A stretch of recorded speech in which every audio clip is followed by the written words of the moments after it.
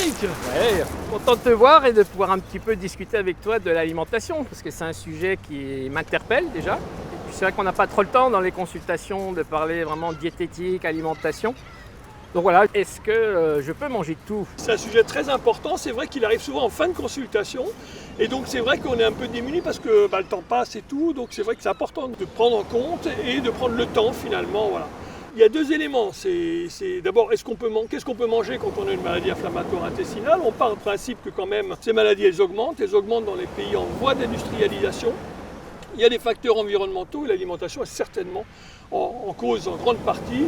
Et globalement, ce qu'on sait de l'épidémiologie, c'est qu'une alimentation riche en fruits et légumes, avec plutôt plus de poissons que de viande, pas trop de boissons sucrées, pas trop d'alimentation, je dirais, industrielle, est associée à moins de risques de maladies inflammatoires intestinales.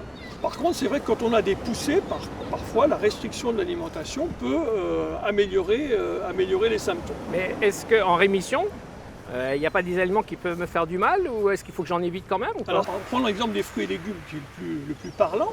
Il faut consommer des fruits et légumes en quantité, mais par contre, il faut parfois adapter en fonction des symptômes. Parfois, on explique aux patients que au moment de la réintroduction, il vaut mieux enlever la peau, les pépins, plutôt manger cuit, etc., puis élargir progressivement, plutôt que de reprendre directement, par exemple, ici on est à Nice, une salade niçoise d'emblée, c'est pas forcément évident.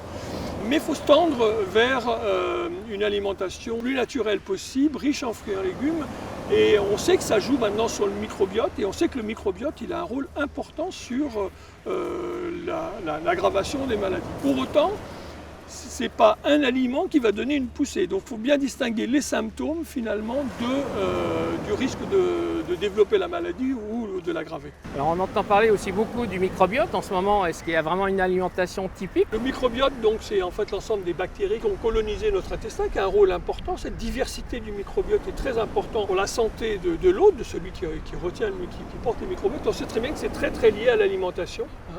Pas que, mais par exemple les antibiotiques vont altérer le microbiote, mais l'alimentation va enrichir le microbiote. Et il y a des essais cliniques qui ont montré par exemple qu'une alimentation plus riche en fruits et en légumes était associée à un microbiote beaucoup plus diversifié et à moins de poussées. Donc ça nécessite encore d'autres études, etc. Mais l'idée de maintenir une alimentation diversifiée, riche en fruits et en légumes, sans trop de produits ultra transformés, c'est pour justement maintenir le microbiote qui lui-même donc du coup va aider à avoir une maladie plus souvent sur le long terme finalement en rémission. Et par contre, moi j'entends beaucoup parler de régimes. Alors il y en a beaucoup qui essayent des régimes sans gluten. Alors je sais qu'il y a la maladie cœliaque, donc c'est vraiment intolérant. Mais est-ce qu'il serait sensible? Est-ce qu'on peut être sensible au gluten? Alors non, il n'y a pas d'hypersensibilité au gluten dans les maladies inflammatoires intestinales, que ce soit le Crohn ou la rectocolite hémorragique. Par contre, le fait d'enlever certains aliments peut améliorer certains symptômes. Alors, il y a beaucoup de régimes qui sont proposés, alors sans gluten, c'est un grand classique, sans lactose, des régimes d'exclusion extrêmement sévères, des régimes, par exemple, paléolithiques, etc. Ça ne repose pas sur grand-chose. Et surtout, le gros problème, c'est que c'est une contrainte importante dans la vie. L'alimentation, ça doit rester quand même quelque chose d'important en termes de plaisir. Et moi je suis souvent patient, il faut éviter la double peine. Vous avez déjà une maladie pas facile, etc. Si en plus vous avez un régime extrêmement strict, extrêmement contraignant, eh bien c'est un peu la double peine, c'est désocialisant, ça peut coûter cher. Par contre, en cas de poussée sévère, voire très sévère, parfois quand les médicaments ne marchent pas, on utilise un régime très sévère d'exclusion, parfois même on met les gens à jeun, ils sont nourris par perfusion, par une alimentation entérale, mais c'est un temps court, donné pour passer un cap. Et ensuite, il faut réintroduire l'alimentation et sur le reste du temps, reprendre l'alimentation la plus normale possible en tenant compte de ce qui est toléré par rapport aux symptômes. C'est sûr que si on a enlevé beaucoup d'intestins, etc., on ne va pas forcément pouvoir supporter tout comme quelqu'un qui n'a pas de maladie intestinale. Mais ça veut dire que je peux me faire plaisir, même si j'ai un aliment qui non me fait... seulement tu peux, mais il faut se faire plaisir, il faut adapter. Faut adapter en fonction des symptômes, un peu faire ses expériences. Et c'est important de faire ses expériences parce que, comme je dis, c'est pas un repas qui va entraîner une poussée. Donc si un jour tu manges un truc qui ne te tolère pas, le lendemain tu ne seras pas trop bien, mais en fait c'est pas très grave et voilà. Ça veut dire que sous 48 heures, je peux être rétabli. C'est pas quelque chose Voilà, de... tout à fait. D'accord.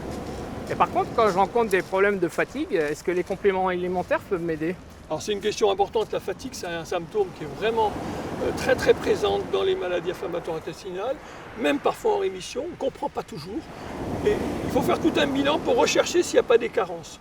Alors les plus fréquentes, la carence en fer, la carence en vitamine B9, en vitamine B12, la carence en zinc chez les gens qui ont des fortes diarrhées. Donc on doit rechercher des carences et on les traite s'il y a une carence. Par contre, il faut faire attention sur des micronutriments ou des compléments alimentaires qui sont un petit peu vendus comme étant bons pour tout, qui ont souvent des quantités extrêmement faibles de micronutriments. Ça coûte relativement cher, ça n'a pas forcément un intérêt.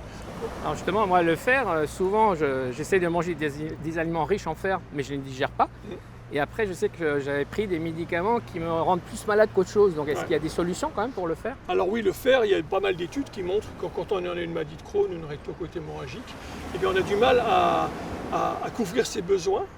Ils sont de l'ordre de 10 à 12 mg par jour et c'est difficile de couvrir ses besoins avec l'alimentation. En plus, quand on a des pertes de sang, on perd du fer. Quand on est une femme, on a des pertes menstruelles, donc on perd du fer. Donc il faut souvent augmenter les apports et par voie orale, ce n'est pas toujours bien toléré. Donc chez certains patients, on est amené à faire des perfusions de fer. Ça se fait en 15 minutes, au cours du passage en ambulatoire dans un établissement hospitalier. Et ça permet de compenser très très rapidement et c'est souvent très très efficace sur la fatigue. Il faut qu'il y ait une carence, c'est déterminé avec des taux de ferritine donnés, etc. Enfin voilà, c'est un diagnostic et un traitement. Mais il est possible pour moi de voir une diététicienne aussi, parce que je vois que dans les... Alors c'est une très bonne question, parce que les diététiciennes sont une aide très importante. Elles vont faire un petit peu le bilan des agestats, de l'alimentation, et puis ensuite elles vont conseiller, notamment lors d'une réintroduction d'aliments après un régime sans résidus. La Société européenne de nutrition dit que chaque patient qui a une maladie inflammatoire intestinale devrait pouvoir au moins une fois avoir une diététicienne dans sa vie. Alors aujourd'hui on est un petit peu contraint parce que c'est vrai que dans l'établissement hospitalier, comme le mien ou d'autres, on a quelques diététiciennes compétentes, mais on n'en a pas tant que ça, donc on ne peut pas les inonder de patients. Dans le cadre de l'éducation thérapeutique, je sais que ça t'est cher, eh bien les diététiciennes sont très partantes, elles aident beaucoup, il y a des ateliers pour aider les patients. Mais c'est vrai qu'en pratique libérale, pour l'instant, la consultation diététique n'est pas remboursée. Et ça serait bien que dans un parcours de soins de maladies inflammatoires intestinales, eh bien, il y ait un certain nombre d'éléments qui soient pris en charge, dont la consultation diététique. Merci Xavier pour toutes ces informations et je voulais te remettre en fait ce petit document donc, sur l'alimentation fait donc, par l'association Conso au Petit. Et je pense que ça peut aider quand même les malades justement dans la nutrition. Donc si voilà, tu peux la remettre aux malades que tu as en consultation, ce serait sympa. Oui, j'ai eu l'occasion de le voir, c'est un document qui est très bien fait, qui est très clair, qui est bien illustré, ça peut aider les patients, ça ne remplace pas évidemment le conseil diététique et surtout la consultation avec un diététicien, mais ça explique bien par exemple ici ce tableau pour la réintroduction des aliments, c'est très bien fait. Et je pense que ça peut être également utile à beaucoup de collègues pour les aider un petit peu dans les conseils aux patients et dans l'éducation thérapeutique. En tout cas, merci pour tout et puis à la prochaine en tout cas. Merci, au revoir.